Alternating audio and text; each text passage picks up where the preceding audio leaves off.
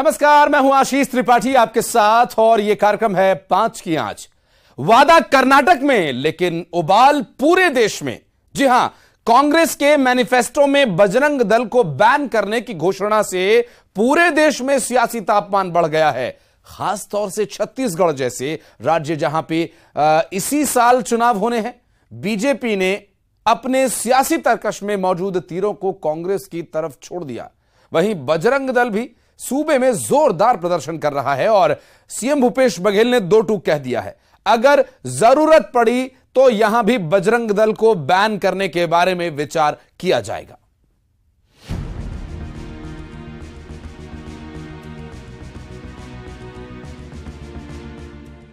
2 मई को कर्नाटक विधानसभा चुनाव के लिए कांग्रेस ने जब घोषणा पत्र जारी किया तो उसमें मुफ्त की सौगातों के साथ साथ पार्टी में एक वादे ने सभी का ध्यान खींचा। कांग्रेस ने अपने घोषणा पत्र में कहा कि अगर पार्टी सत्ता में आई तो समाज में नफरत फैलाने वाले बजरंग दल और पीएफआई जैसे संगठनों को बैन किया जाएगा।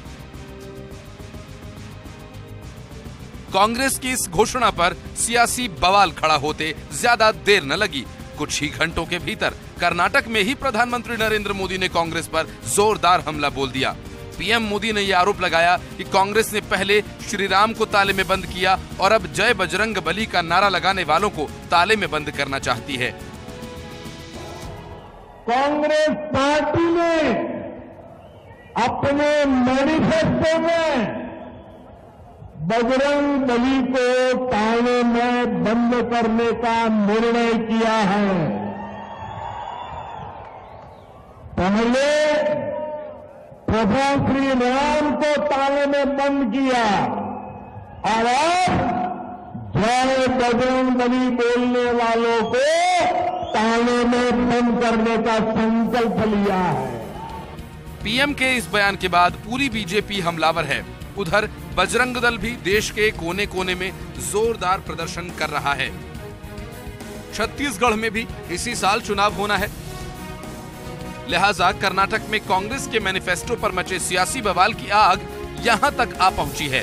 बीजेपी ने कांग्रेस को घेरने की कवायद तेज कर दी है। सांसद संतोष पांडे ने आरोप लगाया कि कर्नाटक कांग्रेस के घोषणा पत्र में गौ हत्या को प्रोत्साहन दिया गया है। मुख्यमंत्री भूपेश बघेल जी बताएंगे, कर्नाटक कांग्रेस की घोषणा पत्र में वहां गौ हत्या को प्रोत्साहन दिया गया है। कर्नाटक और छत्तीसगढ़ के राम क्या अलग अलग हैं? हनुमान जी अलग हैं। सनातनी संगठन पर प्रतिबंध, विभाजनकारी तत्वों को बढ़ावा, कांग्रेस का चरित्र और चेहरा फिर चुनाव में दिखा। भारतीय जनता पार्टी राम जन्मभूमि के आंदोलन में अपने 4 सरकारों की बलि चढ़ा दी थी। छत्तीसगढ़ में राम के नाम पर, गौ के नाम पर भटकाने का काम बंद करें। वहीं दुर्ग दौरे पर आए अंतर्राष्ट्रीय हिंदू परिषद के राष्ट्रीय अध्यक्ष डॉक्टर प्रवीण भाई तोगड़िया ने भी कांग्रेस पर जोरदार हमला बोला। तोगड़िया ने कहा कि प्रतिबंध लगाना है तो हिंदुस्तान में जिहाद सिखाने वालों पर लगाओ। हिंदू तो जिहाद का भुक्तभोगी है। प्रतिबंध लगाना है तो हिंदुस्तान में जिहाद सिखाने वाले मस्जिद, मदरसों और मौलवी पर लगाओ। हिंदू तो जिहाद का भुक्तभोगी है, उन पर प्रतिबंध लगाना गलत है। मैं कांग्रेस को कहूंगा कि अपने विचार पर पुनर्विचार करें। लेकिन छत्तीसगढ़ सरकार के तेवर कुछ अलग ही हैं। सीएम भूपेश बघेल ने दो टूक कहा कि जरूरत पड़ी तो छत्तीसगढ़ में भी बजरंग दल पर बैन के बारे में सोचेंगे। भाई बैन लगाने के बाद बोले बजरंग दल को बोला है, बजरंग बली को नहीं। बजरंग बली हनुमान हमारे आराध्य हैं और उसके नाम से आप गुंडागर्दी कर रहे हो, बजरंग नाम जोड़ के, ये तो उचित नहीं है। और राम को ताला लगा, अरे राम अयोध्या के मंदिर में ताला खुलवाने का काम तो राजीव गांधी ने किया था। तो कितना झूठ बोलेंगे प्रधानमंत्री के रूप में। अब तो इतना झूठ बोलते हैं, इतना झूठ बोलते हैं कि लोग अब उसकी बातों को गंभीरता से नहीं ले रहे हैं। इसमें भी झूठ बोल गए। बजरंग दल को बैन लगाने के बाद क्योंकि गुंडागर्दी कर रहे हो। यहां भी क्या कर रहे हैं, छत्तीसगढ़ में कम गुंडागर्दी कर रहे हैं, हम सब देख रहे हैं।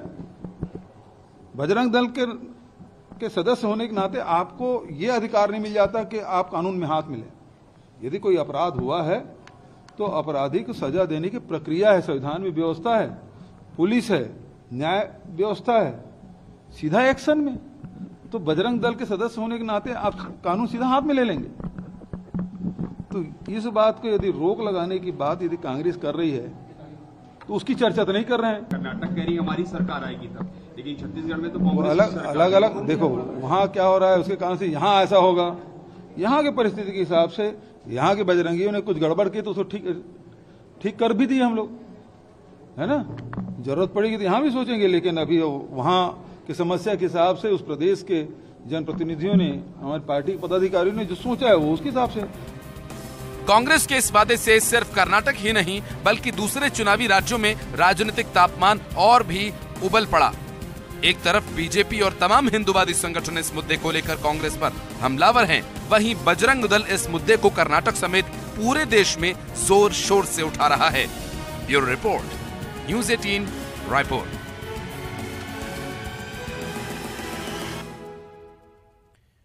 और इसी विषय पर बातचीत करेंगे। हमारे साथ बीजेपी से उमेश घोरमुड़े साहब जुड़ गए। उमेश जी, बहुत स्वागत है आपका।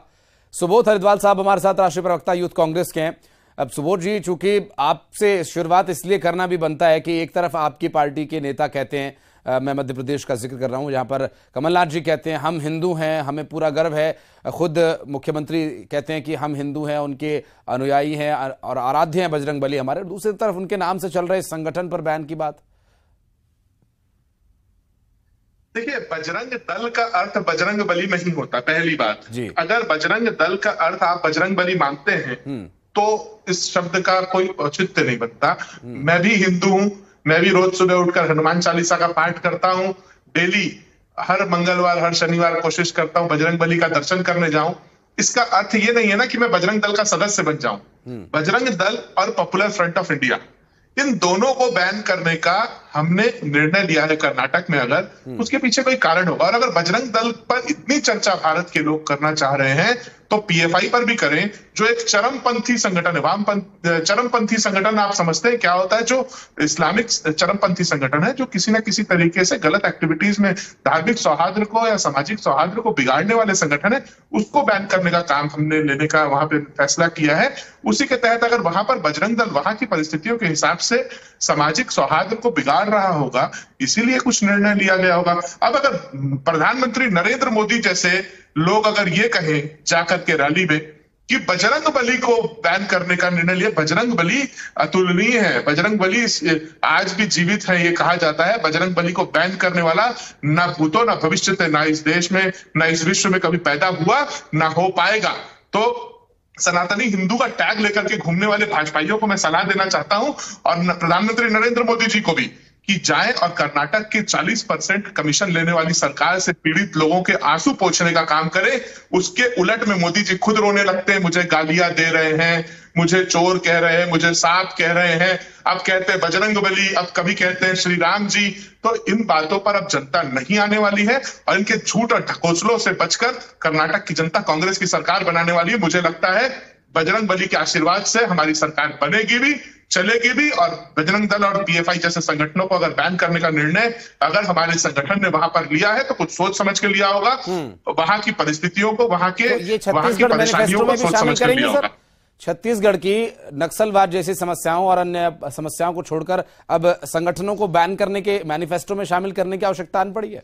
देखिए, 2010 और 2012, 2017 में सुप्रीम कोर्ट ने भी, सुप्रीम कोर्ट से ऊपर ना आप है, ना मैं हूं, ना ये सरकार है, ना ये देश का कोई भी व्यक्ति है, सुप्रीम कोर्ट ने भी बजरंग दल को बहुत बार बैन करने की सलाह दी। सुप्रीम कोर्ट ने बजरंग दल के कार्यकर्ताओं की बेल तक डिनाई की कि ये लोग धार्मिक सौहार्द को बिगाड़ते हैं।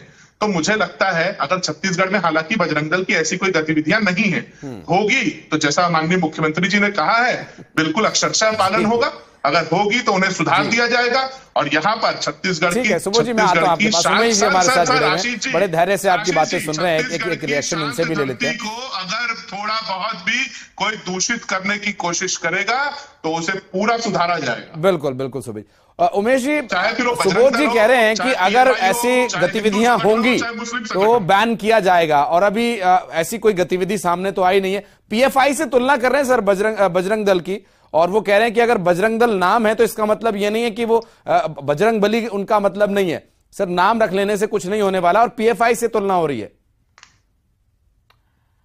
देखिए आशीष जी, एक बड़ा ही सुंदर वर्णन है बालकांड के अंदर में। हो ही सोही जो राम रची राखा, को कटी तर्क बढ़ावे शाखा। जी, जो प्रभु राम ने रच रखा है वही होगा, उस पर तर्क करके और उसका विस्तार करने की आवश्यकता यहां पर नहीं है।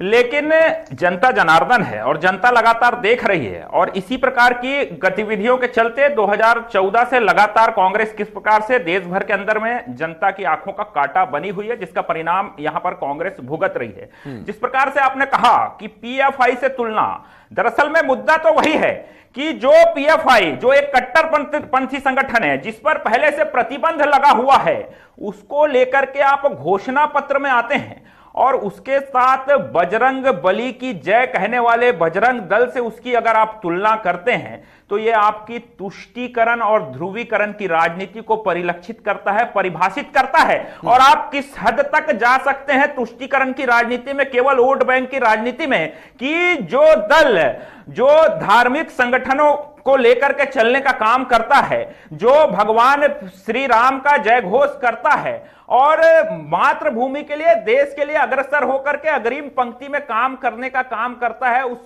बजरंग दल की तुलना इस बात को बताता है कि कांग्रेस पीएफआई और पीएफआई को लेकर के किस प्रकार की स्थिति में यहां पर खड़ी है। क्या किसी रास्ते से पीएफआई पर जो प्रतिबंध लगा हुआ है, इस प्रकार से घोषणा पत्र में बजरंग दल का नाम को जोड़ करके बदला निकालने का प्रयास किया जा रहा है, या फिर कर्नाटक के अंदर में जो तुष्टीकरण की राजनीति है उसको लेकर के यहां पर राजनीति करने का प्रयास किया जा रहा है। और जिस प्रकार से आशीष जी, छत्तीसगढ़ के अंदर में मुख्यमंत्री जी का यहां पर बयान निकल करके आता है बजरंग दल को लेकर के, यह स्वाभाविक है और यह डर अच्छा है। यह हमको स्वाभाविक तौर पे इस बात की अपेक्षा थी कि पूरे देश में कहीं से बयान आए ना आए इस विषय पर लेकर के, लेकिन मुख्यमंत्री जी का बयान निकल करके आएगा। कर्नाटक में अगर मैं बजरंग दल की बात करूं तो धर्मांतरण के खिलाफ कर्नाटक के अंदर में बजरंग दल अग्रिम पंक्ति में जाकर के खड़ा होता है। छत्तीसगढ़ की अगर मैं बात करूं, जिस प्रकार से धर्मांतरण को बढ़ावा मिला है, जिस प्रकार से यहां छत्तीसगढ़ में धर्मांतरण की खबरें निकल करके आ रही है,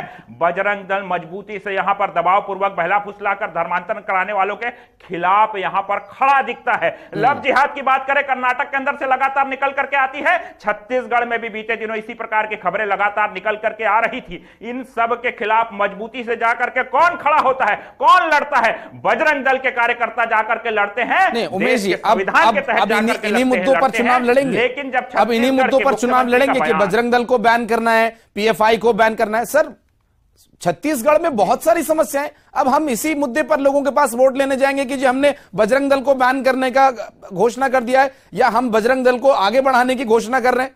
छत्तीसगढ़ की जनता को और भी बहुत कुछ चाहिए सर। अभी देखिए आशीष जी, आपने ठीक कहा और मैं आपकी बात, मैं आ रहा हूं सुबोध जी, मैं आ रहा हूं आपके पास, एक छोटा सा रिएक्शन ले लेंगे गवर्नमेंट साहब का। छत्तीसगढ़ में धर्मांतरण के विषय को लेकर के छत्तीसगढ़ की जनता त्रस्त है, लॉ एंड ऑर्डर के विषय को लेकर के छत्तीसगढ़ की जनता त्रस्त है, कानून व्यवस्था लेकर के छत्तीसगढ़ की जनता त्रस्त है। मुख्यमंत्री जी कहते हैं कोई गलत करेगा तो उस पर कार्रवाई होगी। यहां कांग्रेस के कार्यकर्ता थाने में घुस करके आईपीएस ऑफिसर के साथ बदसलूकी करते हैं, गाली गलौज का वीडियो वायरल होता है। यहां कांग्रेस के मंत्री कर्मचारियों को खुलेआम पीटते हैं, दुर्व्यवहार करते हैं। यहां कांग्रेस के मंत्री कांग्रेस के नेताओं को नसीहत देते हैं कि बड़ा नेता बनना है तो भैया एसपी कलेक्टर के कॉलर पकड़ो। इस प्रकार की स्थिति छत्तीसगढ़ में निर्मित होती है। इस प्रकार से लॉ एंड ऑर्डर को अपने हाथ में लेने का प्रयास किया जाता है, लेकिन कार्रवाई करने की जब बात आती है तो बजरंग दल के ऊपर कार्रवाई की बात आती है। जो जय श्री राम का नारा लगाते हैं उनको गुंडे का दर्जा यहां पर देने का प्रयास किया जाता है। तो ये दोहरी मानसिकता छत्तीसगढ़ के अंदर में नहीं चले। ठीक है सुबोध जी। जी सर, देखिए जय श्री राम का नारा तो भूपेश बघेल जी ने लगवाया है भारतीय जनता पार्टी के लोगों से जब से हमारी सरकार बनी है। हाँ। जो लोग कहते थे रामायण सर्किट बनाएंगे, जो लोग कहते थे प्रभु श्री राम के पथ को विकसित करेंगे, 15 सालों में उन्हें राम जी की याद नहीं आई। माता कौशल्या की याद इन्होंने 15 साल में कभी सुध नहीं ली, हमारी सरकार में आने के बाद ली। लेकिन मैं मानता हूं आशीष जी, आपने सही कहा, इन मुद्दों से दिगर भी बहुत सारे ऐसे मुद्दे हैं जिन पर चर्चा और जिन पर विचार किया जाना चाहिए, जिन पर मुद्दों की लड़ाई लड़ी जानी चाहिए, मुझे ये लगता है। और इसके अलावा जो इन्होंने कहा कि बजरंग दल जो है वो हिंदुत्व को जोड़ने का काम कर रहा है, तो उमेश भैया मैं आपको मैंने टोका भी नहीं, क्योंकि मैं अपनी बातों को भी जनता तक पहुंचाना चाहता था। मैं बजरंग दल को, जो सन 2004 से मैं छात्र राजनीति से सार्वजनिक जीवन में आया, मैंने बजरंग दल को सिर्फ वैलेंटाइंस डे और फ्रेंडशिप डे में लड़के लड़कियों को परेशान करते हुए देखा है, मैंने उन्हें मारपीट करते देखा है। पिछले 15 सालों में भी जब आपकी सरकार थी, बजरंग दल अलग अलग चौक चौराहों में खड़े होकर के बच्चों को धमकाता चमकाता था किसी भी तरीके के कोई त्योहार को मनाने से। कोई फ्रेंडशिप डे मनाए, वो उसका इस लोकतंत्र में अधिकार है, कोई वैलेंटाइंस मनाए, उसका अधिकार है।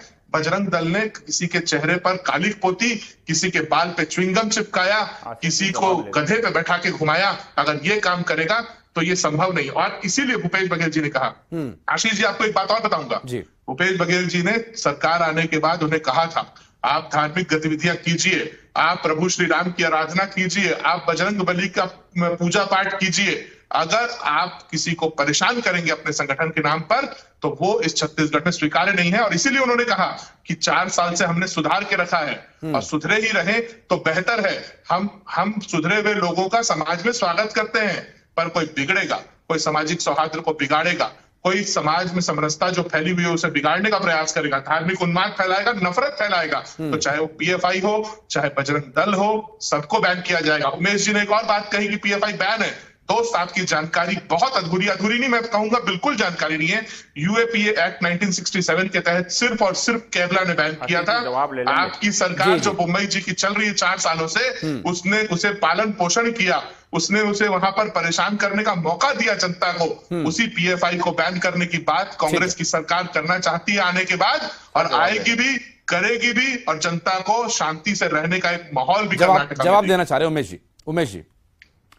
देखिए, लगातार कांग्रेस के तमाम नेता जिस प्रकार से पीएफआई कट्टरवादी संगठन से बजरंग दल की तुलना यहां पर कर रहे हैं और साथ में एक साथ पैरेलल बजरंग दल के खिलाफ भ्रम फैलाने का काम कर रहे हैं। अरे देश के अंदर में बजरंग दल के कार्यकर्ताओं की पहचान केदारनाथ की त्रासदी में लोगों की जान बचाने वाले कार्यकर्ताओं के रूप में है। बजरंग दल के कार्यकर्ताओं की पहचान कोविड काल के अंदर में जो पीड़ित लोग हैं उनकी मदद करने के रूप में है। उन तक भोजन, पानी, अनाज, पीपीई किट से लेकर के तमाम चीजें पहुंचाने तक के लिए इनकी पहचान है। ऐसे त्रासदी के समय में, सुन लीजिए सर, मैंने आपके इंटरप्ट नहीं किया था, सुन लीजिए मैंने आपके समय में इंटरप्ट नहीं किया था। और जिस प्रकार से पीएफआई से आप तुलना कर रहे हैं, कौन सा बजरंग दल का कार्यकर्ता AK-47 लेकर के यहां पर जाकर के जिहादी नारा लगा करके कोई अपराध कर दिया है? कौन सा बजरंग दल का कार्यकर्ता अपने कमर में बेल्ट बांध करके जाकर के फट गया है? इस बात को आप यहां पर बताने का प्रयास करेंगे। और रह गई बात, आप तुलना कर रहे थे यहां पर पोषने की, तो कर्नाटक के अंदर ही आपके ऊपर आरोप है साहब, आपके कांग्रेस की सरकार के ऊपर, कि 175 से अधिक मामले जो पीएफआई के लोगों के ऊपर दर्ज किए गए थे उसको खत्म करने का आपके पर आरोप है। और जो बजरंग दल के कार्यकर्ता जो लगातार काम करते हैं, उन कार्यकर्ताओं की अगर हत्या हो जाती है, अगर मैं बात करूं हमारे बजरंग दल के कार्यकर्ता हर्ष की, जिसको कर्नाटक में बेरहमी से गोली से मार दिया गया था,